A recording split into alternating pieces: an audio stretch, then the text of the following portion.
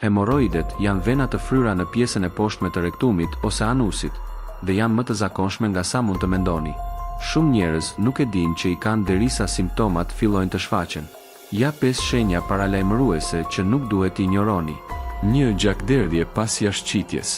Nëse vëreni gjak të kuq në letrën higjienike ose në tualet, kjo është një nga shenjat më të zakonshme të hemoroideve. Mos u tremni, por as mos e neglizhoni. 2. Kruajtje ose djegje rreth anusit. Kjo ndodh kur venat e fryra irritohen. Nëse është e vazhdueshme ose përkeqësohet kur uleni, mund të jetë shenjë.